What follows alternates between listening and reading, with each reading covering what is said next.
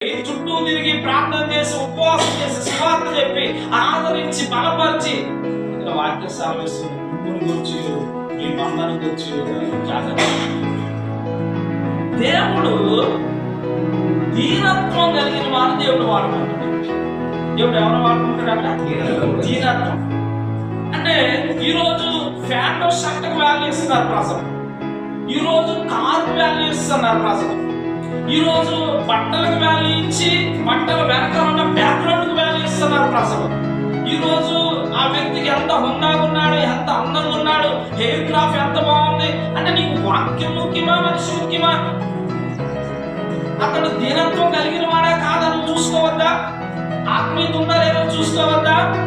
చూడండి, చాలా పరిస్థితులు మనం చూసినప్పుడు నేడు దినాల్లో సంఘాల్లో కానీ బోధకుల్లో కానీ పైకి గొర్రె వలె ఉండి లోపల తోడేళ్ల స్వభావం కలిగిన వారు కలరు. వాక్యమే మాట్లాడుతుంది, మనం మాట్లాడటం లేదు. వాక్యమే చెప్తుంది, మనం చెప్పడం లేదు. కాబట్టి జాగ్రత్తగా మనం గమనించినప్పుడు దీనత్వం కలిగిన సేవకులను దేవుడు వాడుకున్నాడు. దేవుని స్తోత్రం, హల్లెలూయా. ఎవరు వాడుకుంటున్నాడ? దీనత్వం కలిగిన వారు. ఎందుకు దీనత్వం అంటే దేవుని ముఖాంతరం నుంచి దేవునితో కానీ ప్రార్థన చేసి యేసు ప్రభు ఏం చేశాడంట? అందరికన్నా లేచి ఇంకా చీకటి ఉండగానే ఆయన వెళ్ళి ఏం చేశాడు? ప్రార్థన చేశాడు. యేసు ప్రభు దేవుడు కదా, యేసు ప్రభు తండ్రి దగ్గర నుంచి వచ్చాడు కదా, అయ్యా నువ్వు నన్ను పంపిద్దామని ఆయన మాట్లాడుతున్నాడు కదా, నీవు నన్ను పంపినట్లుగా నేను పంపుతున్నానని ఆయన మాట్లాడుతున్నాడు కదా, మరి ఆయన ఎందుకు ప్రార్థన చేయవలసి వచ్చింది? ఆయన దేవుడు అయినప్పటికీ 100% గాడ్, 100% హ్యూమన్ బీయింగ్. 100% దేవుడు, 100% మానవుడు. కాబట్టి ఆయన కూడా ప్రతి పరిస్థితిని బట్టి, ఆ రోజు చేసే పరిచర్యను బట్టి, ఆ రోజు చేసే స్వస్థతను బట్టి, ఆ రోజు చేయవలసిన కార్యక్రమం బట్టి తన తండ్రి అయిన దేవుని మీద ఆయన ఏం చేశాడు? ఆధారపడుతూ వచ్చాడు.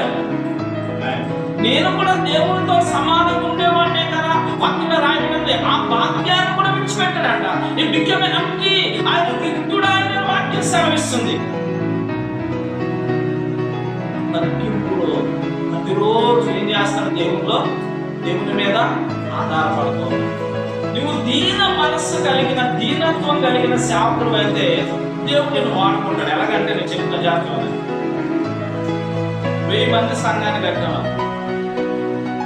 వాగ్దాటి అంటే చక్కగా మాట్లాడడం ద్వారా, మన అపీరెన్స్ అంటే మంచి సూట్ వేసుకోవడం ద్వారా, ఇంకొకటి ద్వారా ప్రజల్ని అట్రాక్ట్ చేసి ప్రజలు మన దగ్గరికి వస్తున్నారు. అందులో 10 మంది కూడా పరలోకం పోని వారు ఉన్నారనుకోండి.